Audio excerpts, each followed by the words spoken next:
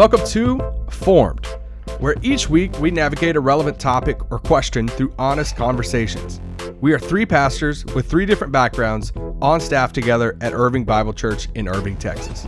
We believe we are constantly being formed in the way of Jesus for the sake of the world, and we hope this podcast helps with that. So let's jump into this week's episode of Formed. Welcome back to another week of Formed. And we have a guest. We have a guest. Yep. It's not Sissy this week on the green sofa with me. I think we've only had one staff guest besides Brian Eck. No, it's just Brian Eck, right? Brian Eck. And then here we are. We're joined by Camille Holland. The great Camille Holland. Pastor Camille. The great. Yep. Our young adults Happy pastor. To be here.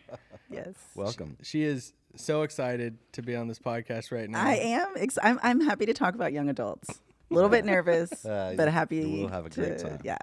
So make sure y'all reach out to Camille and tell her any way she messed up on the pod. No. Don't do that.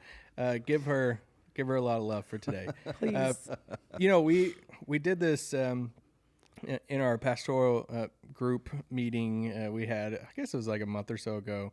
We talked about like trends in churches, and one of the things, it was from Carrie Newhoff, and one of the trends was about Gen Z and how it's kind of like in this middle ground right now of like we're seeing this Gen Z young adult revival that's happening in college campuses. We had the Asbury revival that we talked about on this podcast. Yep. You can go back and listen to that episode. But also there's stats that's saying that Gen Z is leaving the church at the same time. And so for the purpose of this podcast, Gen Z, 1995 to 2012. This is you get. It's like all the different generations. Yeah, right. What are the lines? And now the new generations, I'm like, what is this word? Gen Alpha is the next one. Yeah. Then there's something now before Gen Alpha or after Gen Alpha, and it's like, I don't know. Keeping up with all the generations is hard. But in this study, it says 2 out of 3 Gen Z people are spiritually open today. Says church attendance in Gen Z is down since 2020. So let's just start there for a second. Like, why do you think we're getting this both and right now with Gen Z and young adults? And Camille, I mean, these are your people, right? Camille's our young adult pastor. So yeah. What do you see happening? I think what has happened, I wouldn't even say recently, but what's been trending is that they are spiritually open. They are curious about Jesus and the experience of faith, experiencing who he is. So the practices of prayer or worship are really, they're open to those things. They're not put off by it. And so they're drawn to the church and drawn to faith. But some of the reasons that they're retreating is because when they come in, they're like, oh, but these people don't actually follow Jesus. So I'm drawn to the person of Jesus or the practices of Jesus, but then I'm met with people who don't do what he says. And so then there's this tension there. I think we talked about this before. I think especially among Gen Z women, it's hard for them to find a place in the church because so many churches kind of tell women, you can do this one thing here. And Gen Z women are like, well, I can find good teaching online. I can find community with my friends or my coworkers or at a bar. And so I don't need the church because I can follow Jesus on my own, and I can advance in my career in a place where there's no one's telling me to be small. I can be who God's created me to be. And so we've seen lots of women retreat, unfortunately, from their church, men as well. But I think it's been more of a stark retreat for women. Yeah, there's really no other place in their lives where they're being told, well, you can't do that because you're a woman. And if they get that message in the church, it can be very very troubling. Yeah, I mean, I think that part of what you see, and I got 3 kids that are all kind of in this generation, 2 young adult sons and a teenage daughter, and I think part of what I see happening with this generation is that sense of spiritual curiosity, but institutional distrust. Yeah. Right? Yeah. Of like there's some sense in which all the institutions, whether that be the institutions of government, of church, that have a track record that's caused the whole generation to kind of go, I'm not sure that I can really invest my trust in the institution, even though I have this hunger for connection with transcendence. I have this curiosity about the big questions in life. Yeah. I think there's that sense of curiosity, but then also distrust. Yeah, you're gonna say something? Well, I was going to add to that. I think there's also this sense in which there's no space for me here as well. Like I talked about that in relation to women, but I think often what I'm seeing with our Gen Z is that they want to be a part of what's going on. And, you know, they're like, well, you're too young, or there's no space, or we already have people, or, you know, you can't do that. And I think that also adds to that distrust of, you know, why am I here? Yeah, you know, at the beginning we said Camille's our young adults pastor. You've been doing young adult ministry for how long? Since I was a young adult. You still are. Really, yeah. Well, I'm now outside the age range, or I have been for a while. But no, I mean, since I was a senior in college is when I felt, you know, the Lord really like opened my eyes to like how important next gen ministry is. And I have I've been committed to it since then. So yeah, for me, it's been 20 years now, when I was a young adult, and now being outside the age range, and it's just like my passion. It's such an important stage of life. I love your passion for it. And obviously Barry mentioned that all three of his kids are all Gen Z. Yep. That's crazy. It is crazy. Fully adulting. Well, I guess two of them's fully adulting right now and all of that. But so what do you say is the biggest like problem facing, or the biggest issue facing young adults and Gen Z right now? Yeah, I'm going to go with mental health. I think it has been for some time, and I think it still is one of the biggest issues that they are facing. There's so much instability in our world. There are things that they're navigating in their own personal lives. And it's been true for a lot of years that as you know, high school seniors go into the world, we kind of look at them as like, you're 18, you're an adult. Now you can go and navigate the world as adults do, but their brain is still forming, you know? And so they are trying to navigate the world as an adult with a brain that's not quite ready for them to make adult decisions. And I'm not saying that we need to delay adolescence. I know that can be a controversy, but I think we just have to recognize that we expect a lot from our 18 to 25-year-olds for them to be fully formed, and they just aren't. And so I think that can cause a lot of stress that can lead to mental illness because they're navigating things on their own without trusted adults to help walk through those situations with them. And so then I think they feel isolated and alone, and nobody understands me. And, you know, that can really get in your head, and it can just cause you to spiral really fast. Not to mention social media, which then you're comparing your life to other people. Even if it's not reality, you still compare yourself to them. And you feel like you're kind of behind all the time. Yeah, that when I saw the question, that my mind went to just that idea of navigating the personal anxiety that's generated by the cultural moment, right? Like all the things that we're living through in this cultural moment is part of what I think really contributes to then that personal experience of anxiety, struggles with mental health. I think about, you know, this sense of hyperconnectivity. So my kids' generation is far more connected than, you know, my experience at their age, and yet with that hyperconnectivity through social media, through technology, there's also this kind of growing epidemic of loneliness, that sense of disconnection, the struggle to find that place of real belonging, to find real sense of community. You know, as we talked about before, that kind of being unmoored from trusted institutions, there's that institutional distrust. And so a lot of, you know, previous generations had some sense of like stability or security that was found in that sense of connection to institutions. And so I feel like the cultural moment that these young people are kind of coming into adulthood comes with all of this anxiety that contributes really to the struggle with mental health. Yeah, we're doing an episode like this not just for, you know, Gen Z.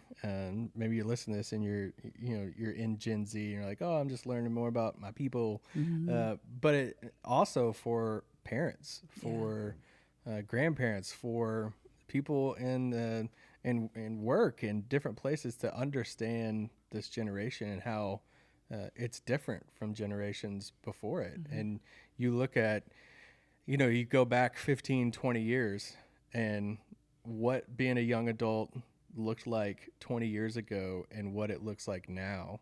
What do you think the biggest difference is? And we might have crossed over into it a little bit, but what's the biggest difference between that? We had better music back then. I'm just kidding. I'm just kidding. Better music. Don't at me about Taylor Swift. But we had great music. It was like the early 2000s. It was a good time.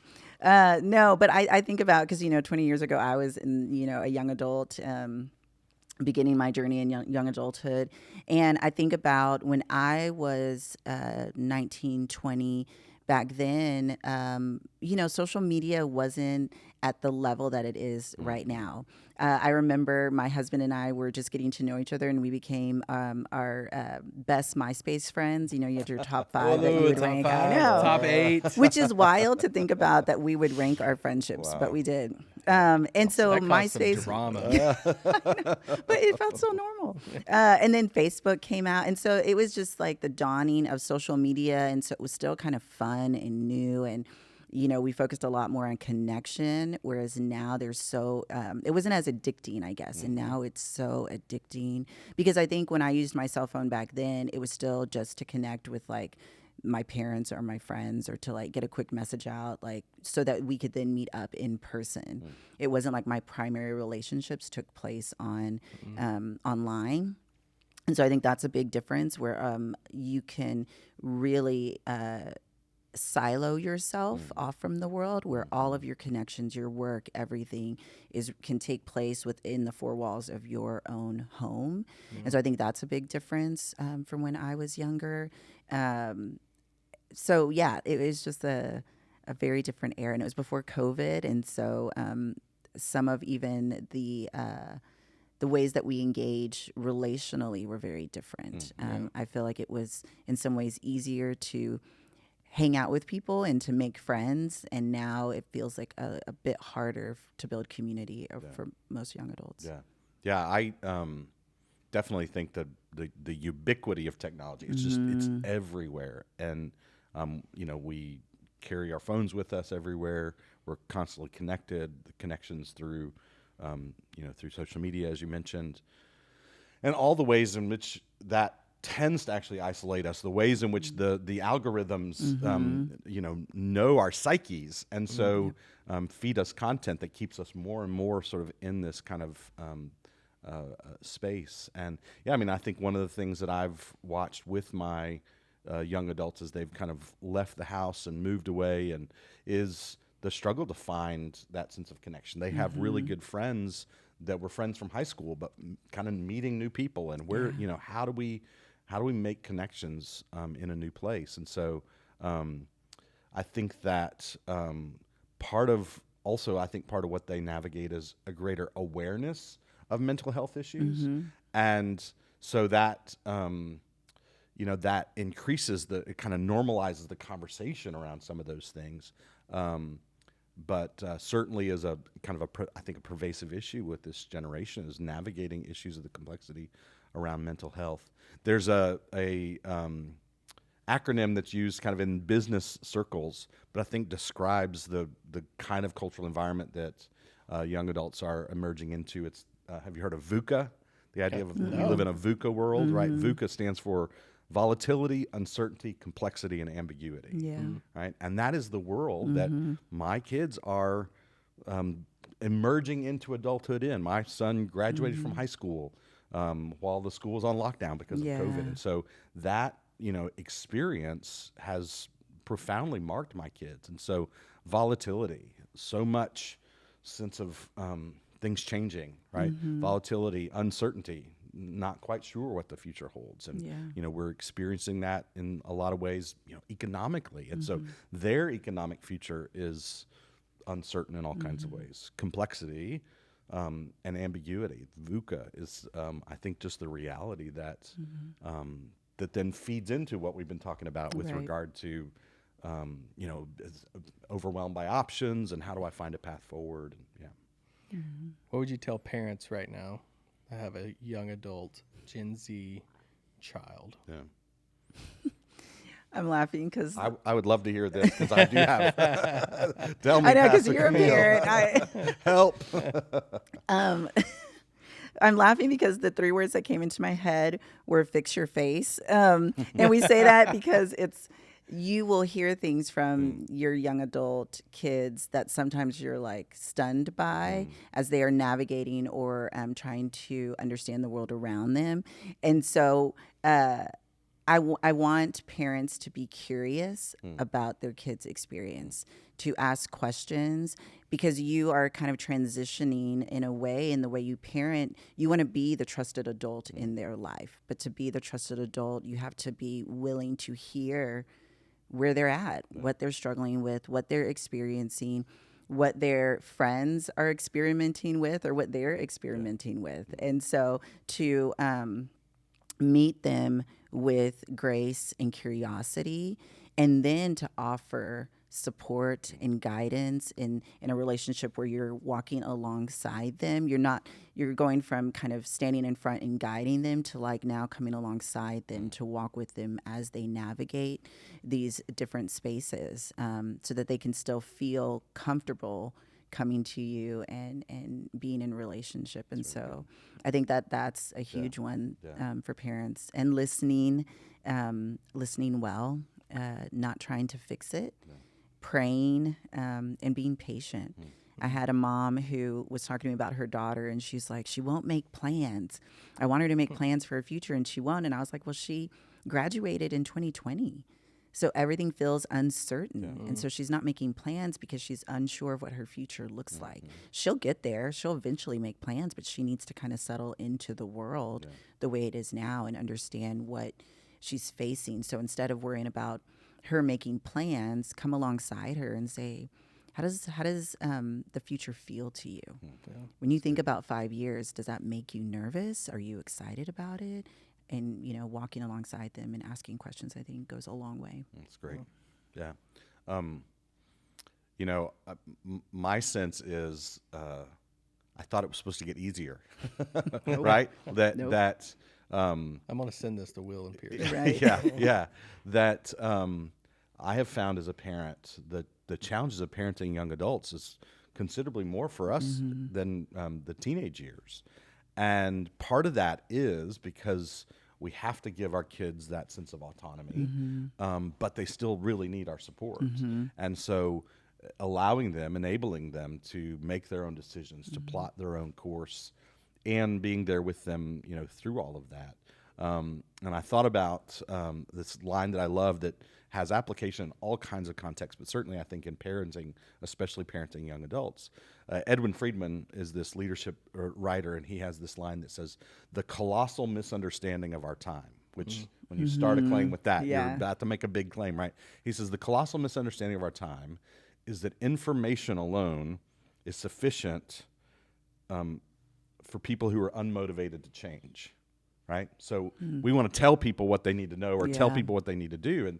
And that certainly is the case oftentimes in parenting, is like you want to tell them, don't you know? Or you want to tell them this is what you need to do. But he says the colossal misunderstanding of our time is that information alone is sufficient for people who are unmotivated to change. He said if you want people to change, you want your child to change, your spouse to change, your boss to change, your coworker to change. If you want anybody to change, stay close and focus on your own transformation. And I think that's just such an important reminder to parents, is that we can't control our kids, and the more we try, the worse it gets. What we can do is stay close and then focus on our own growth and development and invite them into that and talk about what God is doing in our lives and the things that we're learning, and to share vulnerably and authentically from our own experience in ways that help them plot their own course. So give them that sense of autonomy, but also still always being there and providing that sense of support. Yeah, I want to say that that's really important. I've had conversations with lots of young adults who are processing their childhood and their parents, and the ones who see their parents growing or see their parents reflecting on the way that they parented them or their own story, the connections that are created are incredible. I had a conversation with one girl who'd had some issues with her mom, but she went home and spent, a week at home over spring break, and just talked about the connection that she had with her mom, because her mom shared with her what the Lord was doing in her own life, and how she was growing, and they were able to really reconcile some things from the past in a way that she thought was not going to be possible, but because her mother went first, So it good. changed things. Yeah, I think that's just a reminder about how important it is to, I think, lead with listening. Yep. Right? Again, I think our impulse is often to try to tell our kids, and rather than lead with listening, engage with curiosity. And then I love what you said before about just the idea of being patient. That's being patient with your kids. It's being patient with God. It's being patient with God with your kids, right? They each have their own journey with Jesus, and so we have to trust Jesus with them, to recognize we're not their savior. They have one of those, and he's doing just fine, thank you, right? And and that we're not the Holy Spirit in their lives. They have one of those, and we have to trust him. And so that idea of just trusting our kids, trusting God, and trusting God with our kids, and being patient over time, is really important. Not always easy to do as a parent, I can say, but really important. What's a misconception about this generation, that generation of Gen Z young adults right now? I think one of the things that I think has marked millennials and probably even Gen Z is this idea that people will look at them as lazy, or like, oh, they just want to sit and receive, and they don't want to participate or do anything. And I think that's a huge misconception, especially with Gen Z. Gen Z want to participate.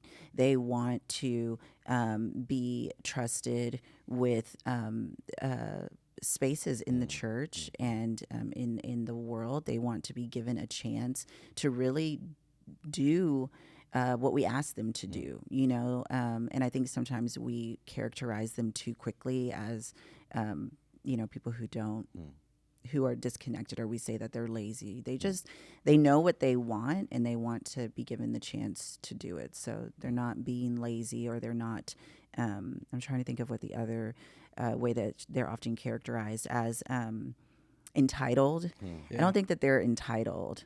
I think that they just have a better idea of what they want and what they're going to say yes to. They're not going to settle for just that anything. It's like, to that point of like, I feel like sometimes older generations might look at this generation, the Gen Z generation, be like, it's easy. You got it. It's so much easier. And what I had it, it's like, man, it's hard for them. I mean, we talked about social media. We talked about the expectations, not just from your parents, but from the world. We've talked about this in the role of pastors more recently, but you have to have an opinion on everything. You have to have your take. You have to have, and if you don't, then you feel a certain way if you don't have an opinion, and it's hard being a young adult in today's world. That's I think, and that's I mean, my sense is like that. They're far more resilient than they're given credit for. Oh, absolutely. Right? And I think there can be a perception of older generations of this generation as soft or entitled, and I think they're far more resilient than they're given credit for. They have lived through a lot in these young early years of their life and moving into adulthood, and face a lot, and yet I think as a generation it's a resilient generation. So when it comes to the church and this and Gen Z, what are they looking for in the church? Bringing it full circle to the first question. Yeah, I think when they show up to our ministry or show up to the church, and we're asking them, why'd you come or what brought you here? They're looking for a place to belong and a place to participate. I know I keep saying that word, but that's key. They don't want to just come and sit and listen to the sermon and then go home. I had a great conversation with two young adults a couple of weeks ago, and they were saying part of the reason they stayed at IBC is because they felt they felt like they could really be a part of what was happening here, that there was a place for them to participate and to engage and to really build something. And that when they were vulnerable with peers or with older trusted adults, they were met with acceptance and, gracious challenge. And so that kept them coming back. And so I think they want to be in a church that's really does what they say they're going to do, that they really believe what they preach and live it out, and they want to participate in that. Yeah. That's good. Yeah.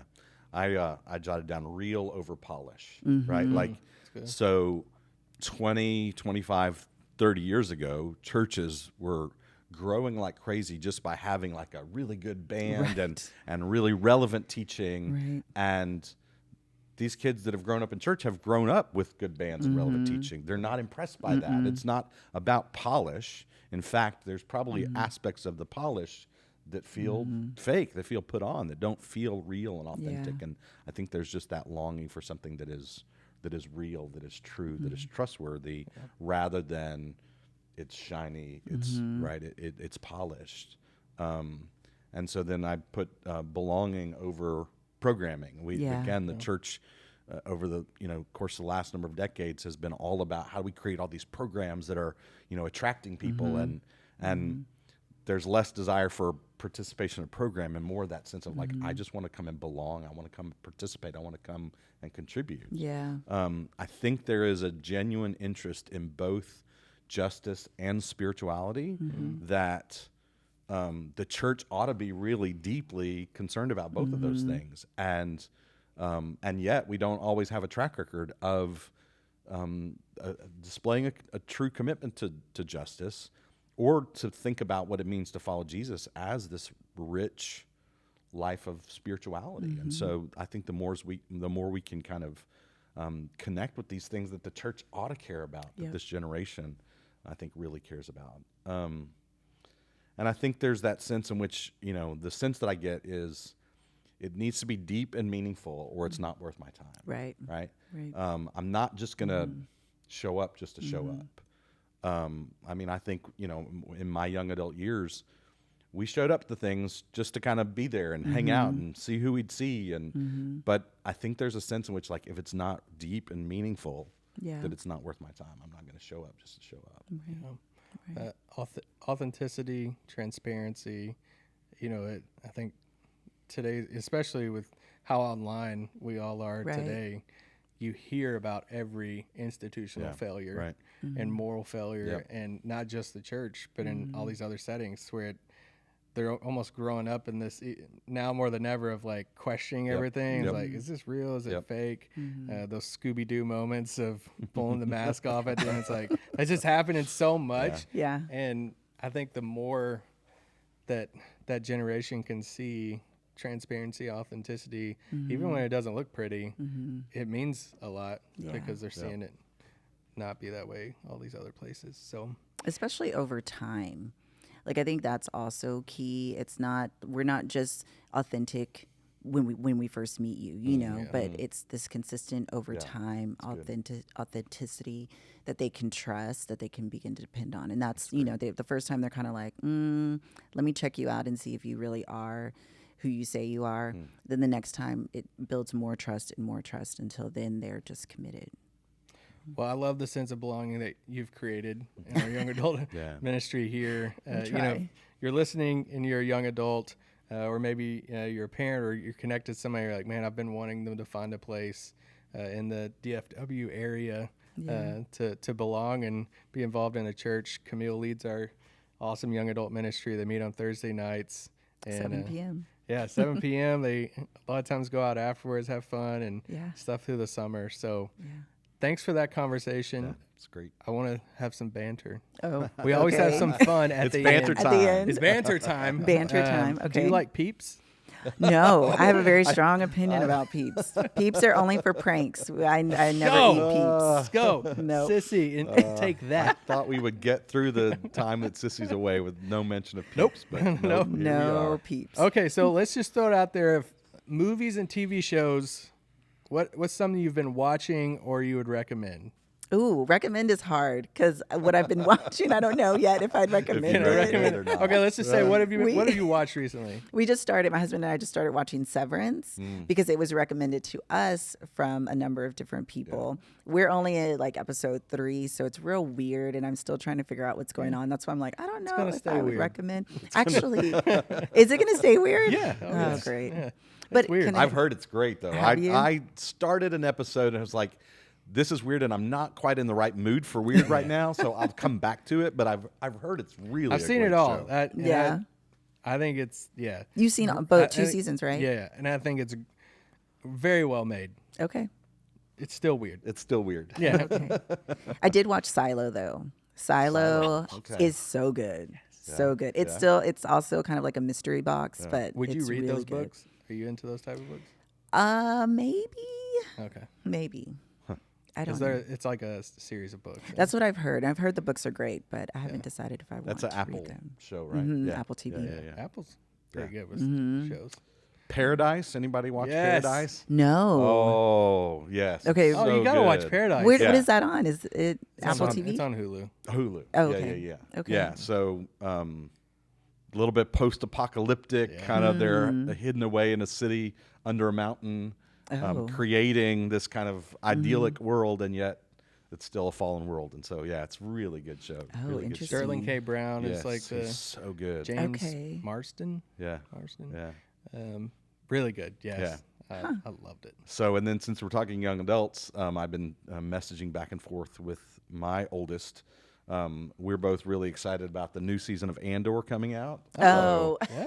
Big Star like Wars Star fan, Wars. Okay, and that's what I raised my kids watching Star Wars. And Yep. I don't know if you've watched Andor. That's the only of the Star Wars shows that have been. I think it's really good. Really? The others are Wait, just you a didn't little like bit more. Mandalorian? I was going to say Mandalorian was good. Oh, Andor is another better. level. Like it's just a different kind Okay. of it's a different kind of show. So Okay. it's really good. So I actually rewatched to get ready for the new season that's coming out here in just a couple weeks. Oh, wow. And then I must admit, Tournament of Champions season 6 What is on Food that? Network, Oh, I was like, what is that? hosted by Guy Fieri. Great My British Sunday baking. afternoons, I think we've talked about this before. Sunday afternoons are always like I'm in that weird headspace after service. I'm exhausted. I'm questioning everything, and so Food Network is just like that's my go-to to completely disconnect, turn off the brain, and veg out all Sunday afternoon. Food Network, Okay. and so Food they're That's Network. good. they're in season 6 of the It's your Tournament of go-to Champions for right TV now. shows. I mean, Great British Baking Show is also a great, like, mellow. Yeah, I'm not into the baking What? shows so much. Not so much. It's so good. They're so nice to each other. Yeah, but They're so nice. but it's They bacon. are. I enjoyed Severance. I just finished White Lotus. Oh, I heard that was weird. Don't really recommend it. So just we can erase that. Edit that out. I said that. What else? Okay. This is gonna make us really seem old, but we still watch American Idol. What? And Wow. So yeah, we still watch that, and they're actually having like an episode of like Faith coming up on Easter Sunday. Well, And it's like Wow. 2 or 3 hours. They're bringing all these like gospel singers in, and the contestants and stuff are singing, and so it's a full like Christian faith episode. And Interesting. so we're pretty excited about that. huh? Wow. What I got a rom-com for What's you. that? It's a new on Netflix called The Life List.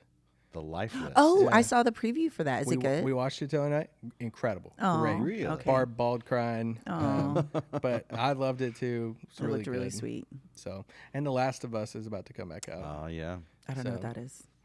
It's on HBO. It's kind of like a zombie show. Zombie. Oh, no. Yeah. no. Based I on a don't do video that. game. Yeah. I didn't do The Walking Dead, but this one's based off a video game. Season 1 I thought was great, and I'm excited. It's big with my Gen Zers. Yeah, I was Oh. gonna say I Sons, think Will yeah. likes it Yeah. a lot. Will's a big fan. We've talked about it. Yeah. Oh, interesting. I But- can't do scary. I don't like that. That's not that scary. Zombies? Yeah, no. All right. So if you like zombies, don't talk to Camille about zombies. But thank you again for hopping on the show. Hopefully it It's wasn't my too pleasure. No, it was great. It was great. bad. Okay. Yes. All right. It was fun. And yeah, we'll be back soon. I think we're going to try, with Sissy being out for 3 months on sabbatical. We're trying to do every other week. We're bringing some different guests on, talking about different stages of life, some outside guests, some staff guests. And then before you know it, Sissy's going to be back. Yay. Do you say July or I say July? Isn't it end of June? What? No, it's like how do you pronounce that month after June? What? Is there more than one way? July? Yeah, people have made fun of how I say it because I'm like, yeah, it's like May, June, and July. Oh, And they're like, you "Man, say July. Yeah, like you really emphasize that. That's a Kentucky First thing. one. I was going to say. So I'm like really trying to work on it now. July. July. There you go. Fast. All right, we'll be back soon.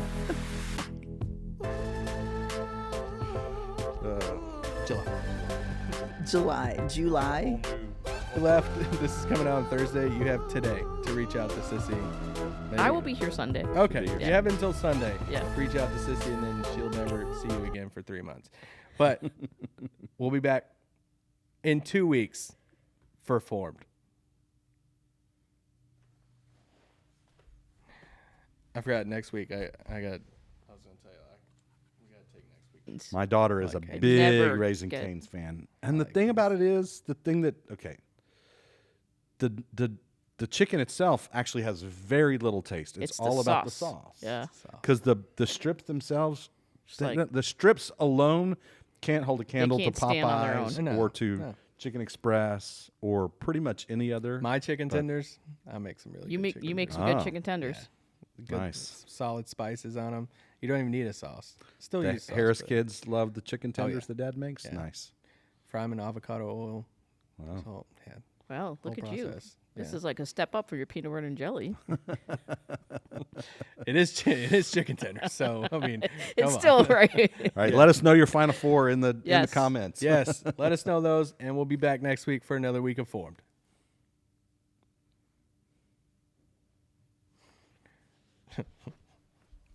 Brian has thoughts about this.